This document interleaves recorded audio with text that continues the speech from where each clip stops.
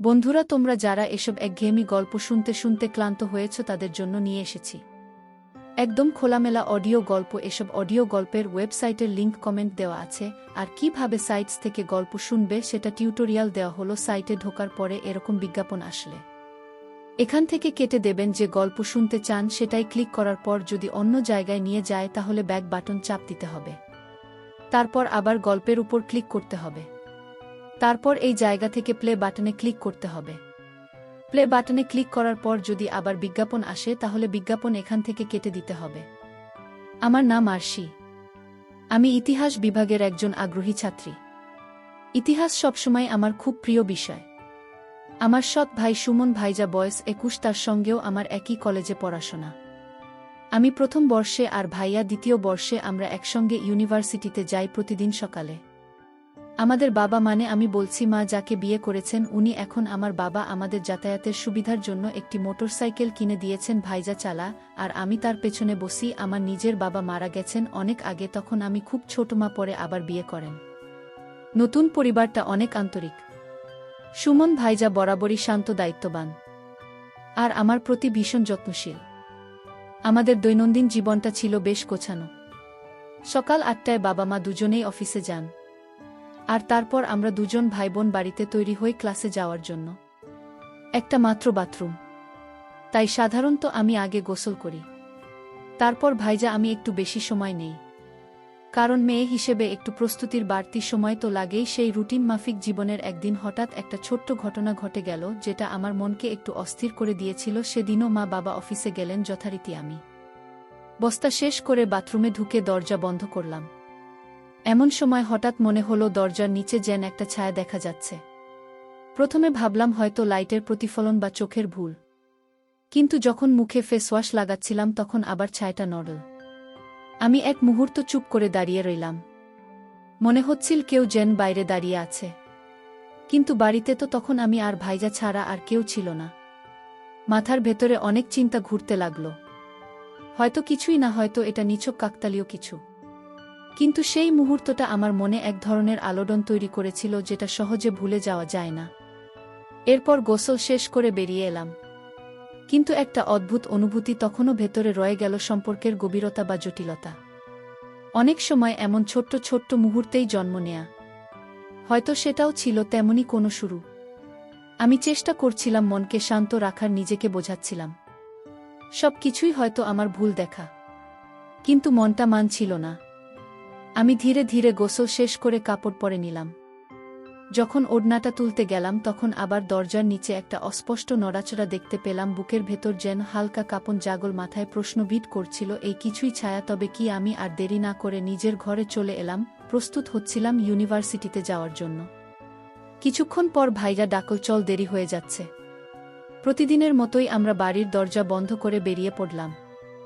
আমি ভাইয়ার পেছনে বসে ব্যাগটা সামলে নিলাম। পরদিন সকালে বাবা মা অফিসে চলে যাওয়ার পর আমি সিদ্ধান্ত নিলাম, এই সংশয়ের জবাব আমাকে পেতেই হবে। মনে একটা কৌশল এল। আমি মোবাইল ফোনে ক্যামেরা চালু করে সেটা এমনভাবে বাথরুমের বাইরের দিকে রেখে দিলাম, যাতে কেউ যদি ইচ্ছাকৃতভাবে কিছু করে তা ধরা পড়ে। এরপর আমি বাথরুমে ঢুকে দরজাটা ভেতর থেকে বন্ধ করে দিলাম। কয়েক মুহূর্ত পর দরজার নিচে আবার একটা নড়াচড়া। এবার আর আমি দ্বিধায় ছিলাম না, যা হওয়ার তা ক্যামেরায় ধরা পড়েছে। গোসল সেরে দ্রুত বেরিয়ে এসে মোবাইলটা হাতে নিলাম। নিজের ঘরে গিয়ে ভিডিওটা চালিয়ে দিলাম। সেখানে যা দেখলাম তাতে আমি স্তব্ধ হয়ে গেলাম। বিশ্বাস করতে কষ্ট হচ্ছিল, এটা কিভাবে সম্ভব? এত কাছের, এত বিশ্বাসের একজন মানুষ এমনটা করতে পারে। কিছু না ভেবে আমি আবারও ভাইয়ার সঙ্গে ইউনিভার্সিটিতে রওনা দিলাম। পেছনে বসে ওর কাঁধে হাত রেখে বসেছিলাম, একটু শক্তভাবে। তখনও অবাক হয়ে বলল, তুই ঠিক আছিস তো? আমি বললাম, হ্যাঁ ভাই, একটু অস্বস্তি লাগছে। তাই পুরো দিনটা অস্থিরতায় কাটল। ক্লাসে মন বসছিল না, আর বারবার মনে হচ্ছিল আমি যা জানি তা ওকে বলব কিনা। দুপুরে বাড়ি ফিরে এলাম। তখনও সিদ্ধান্ত নিতে পারছিলাম না, ভাইজাকে বলবো নাকি চুপ করে থাকব। রাতে শুইয়ে বারবার পাশ ফিরছিলাম, কিছুতেই ঘুম আসছিল না। অবশেষে আবার সাহস করে সেই ভিডিওটা চালিয়ে দেখলাম নিঃশব্দে একা। অনেক ভেবে আমি শেষমেশ এই ভিডিওটা সুমন ভাইয়ার মোবাইলে পাঠিয়ে দিলাম। আমি চেয়েছিলাম সে জানুক আমি সব বুঝে ফেলেছি। সময় কাটছিল ধীরে ধীরে, 15 মিনিট, আধা ঘন্টা, তারপর 1 ঘন্টা পেরিয়ে গেল, কিন্তু কোনো উত্তর এল না। সারা রাত কেটে গেল এমনভাবেই, কোনো প্রতিক্রিয়া ছাড়া। পরদিন ছিল রবিবার, আমরা সবাই বাড়িতেই ছিলাম। সকালের নাস্তা সবাই একসাথে খেলাম। আমার ভিতরে তখনও চলছিল একটা ঝড়। নাস্তার সময় বলতে চেয়েও কিছু বলিনি। ভাইয়ার আচরণ ছিল স্বাভাবিক, যেন কিছুই ঘটেনি। মনে হলো ভিডিওটা হয়তো সে এখনও দেখেনি। ঠিক তখন সকাল 10টার দিকে হঠাৎ মোবাইলে ভাইয়ের একটা মেসেজ এলো। আমার হাত যেন কেঁপে উঠল। তাতে লেখা ছিল, ভিডিওটা দেখেছি। মেসেজটা ছোট হলেও তার ভেতরে যেন অনেক কিছু লুকানো ছিল। আমি উত্তর দিলাম, কিন্তু এরপর থেকে ও আর কোনো উত্তর দিল না। দুপুরের খাবার টেবিলে আমরা সবাই একসাথে বসেছিলাম। আমি খেয়াল করলাম ভাইয়া একদম চুপচাপ মাথা নিচু করে খাচ্ছে। খাওয়া শেষে সে উঠে চলে গেল নিজের ঘরে। আমি বাবা মার সামনে বললাম, ভাই, একটু পর তোমার ঘরে আসব, একটা জায়গা বুঝিয়ে দিতে হবে। ও কিছু বলল না, কেবল চলে গেল। বাকি কাজ সেরে মা বাবা নিজেদের ঘরে চলে গেলেন। আমি তখন সোজা ভাইয়ার ঘরের দিকে গেলাম। দরজা ঠেলে ঢুকতেই দেখি সে জানালার পাশে চুপ করে দাঁড়িয়ে আছে। আমি নিঃশব্দে ঘরে ঢুকে দরজাটা টেনে লাগালাম।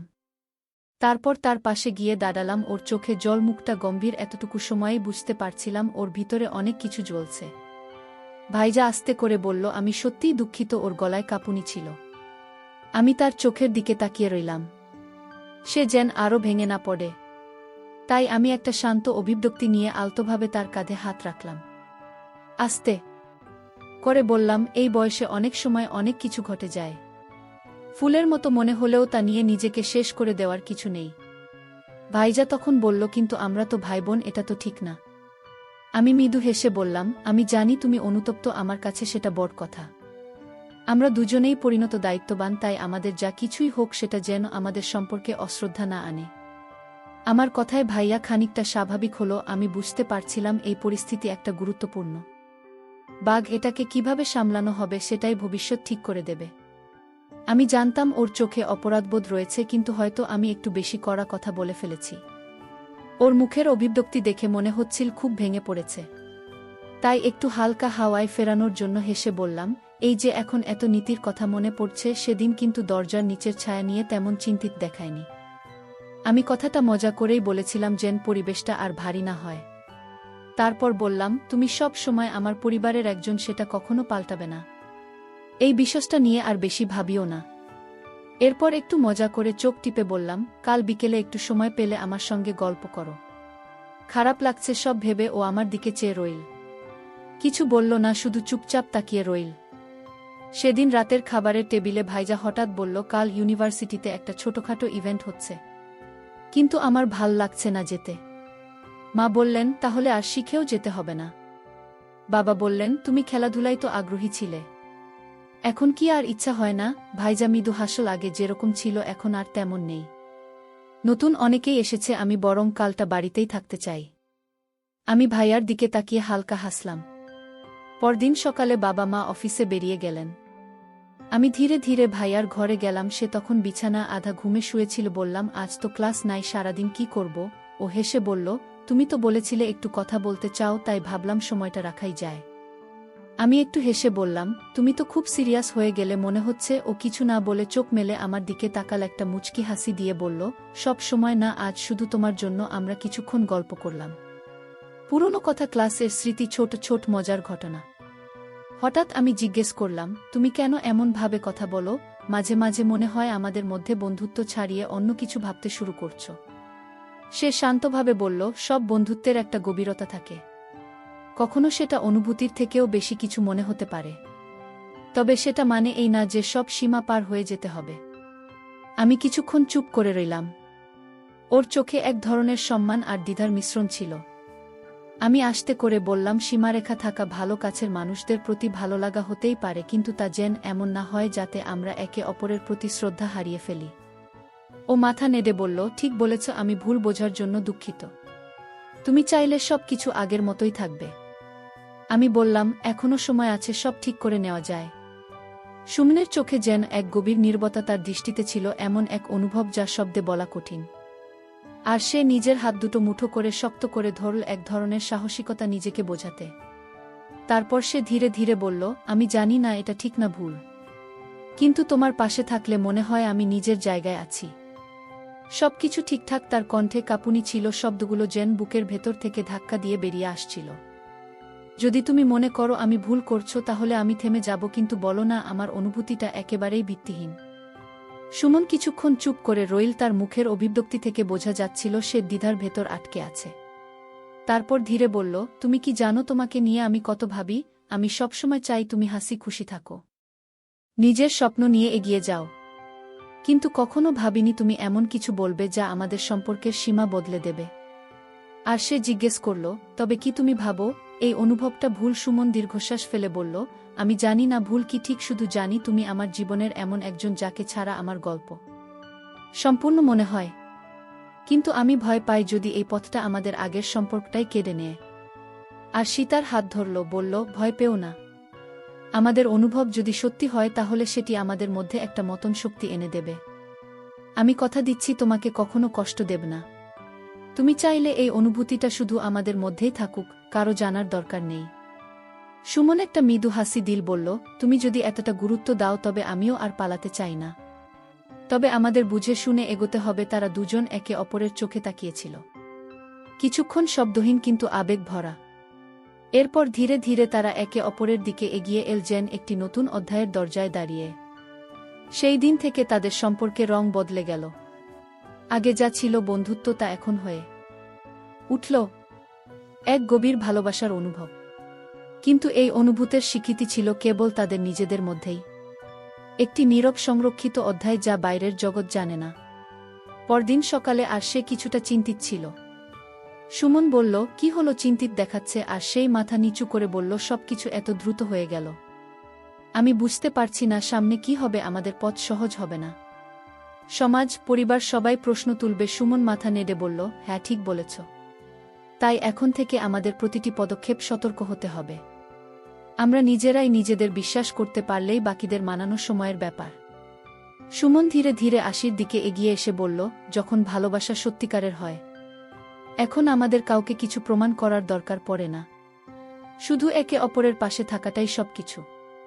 আর সে তার কথা একটু আশ্বস্ত হল। সে সুমনের চোখের গভীরে তাকিয়ে বুঝতে পারল এই মানুষটার সঙ্গেই তার মনের যোগ, ভয় পাওয়ার কিছু নেই। সুমন বলল, তুমি চাইলে আমরা আমাদের সম্পর্ক এখনই সবার সামনে আনতে পারি না, তবে সঠিক সময় এলে আমরা কাউকে লুকাবো না। আর সে হাসি মুখে বলল, আমি শুধু চাই আমরা যেন সবসময় একে অপরকে বুঝি। যদি বিশ্বাস থাকে সব বাধা আমরা পার করতে পারব। পরবর্তী কিছুদিন ছিল নিঃশব্দ কিন্তু সুন্দর। তারা দুজনেই সিদ্ধান্ত নিয়েছিল এই ভালোবাসা কখনো তাদের পড়াশোনা বা ভবিষ্যতের পথে হবে না। তারা একে অপরকে স্পেস দিতে সমর্থন করত। কিন্তু ভালোবাসা এমন এক আবেগ যাকে চেপে রাখা কঠিন। একদিন কলেজের ক্যান্টিনে বসে তারা মৃদু গলায় কথা বলছিল, হাসছিল। ঠিক তখনই রিমা, তাদের ঘনিষ্ঠ বন্ধু, সেখানে এসে পড়ে। সে হেসে বলল, এই যে খুব গোপন গোপন কথা হচ্ছে নাকি? আর সে ও সুমন কিছুটা অপ্রস্তুত হয়ে গেল। সুমন হালকা করে হেসে বলল, না রে, তেমন কিছু না, সেমিনারের আলোচনা হচ্ছিল। কিন্তু রিমা বুঝতে পারছিল এখানে কিছুর গন্ধ আছে।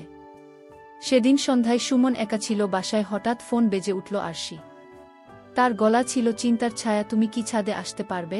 খুব জরুরি কথা আছে। আরশি বলল। সুমন ছাদে গিয়ে দেখে আরশি আগেই সেখানে দাঁড়িয়ে, হাতে একটি লাল গোলাপ। আমি আর লুকিয়ে রাখতে পারছি না। সে বলল, আমি তোমাকে ভালোবাসি সুমন, আর এই সত্য সবাই জানুক আমি চাই। সুমন স্তব্ধ হয়ে গেল। কিছুক্ষণ চুপ থেকে বলল, তুমি কি জানো এর মানে কি? সমাজ, পরিবার, বন্ধুবান্ধব সবাই প্রশ্ন তুলবে। আরশি ধীরে বলল, তাদের চিন্তা আমার নয়। আমি শুধু চাই তুমি আমার পাশে থাকো, তাহলেই আমি সব প্রশ্নের উত্তর খুঁজে নেব। সুমনের চোখে জল এসে গেল। সে গোলাপটি হাতে নিয়ে বলল, তোমার সাহস আমাকে সাহসী করে তোলে। যদি তোমার ভালোবাসা এতটাই সত্যি হয় তবে আমি সব বাধা অতিক্রম করব। তার কথা শুনে আশির চোখে এক আশ্রয়ের মমতা ফুটে উঠল। সে হাসল। সেই হাসিতে ছিল বিশ্বাস আর নির্ভরতা। তারা একে অপরকে জড়িয়ে ধরল। সেই আলিঙ্গন ছিল নীরব, অথচ এত গভীর যেন হাজার শব্দেও প্রকাশ করা যায় না। সেই মুহূর্তে যেন সময় থেমে গেল। কেবল ছিল তাদের নিঃশ্বাসের শব্দ, হৃদয়ের স্পন্দন, আর সেই অদৃশ্য প্রতিজ্ঞা, আমরা একসাথে থাকব। যাই হোক না কেন। এই ভালোবাসা এখন আর কেবল একটি গোপন অনুভব ছিল না, এটি ছিল এক সাহসিকতার গল্প, এক সম্পর্কের শিখ যা সময়ের সাথে আরও গভীর হবে।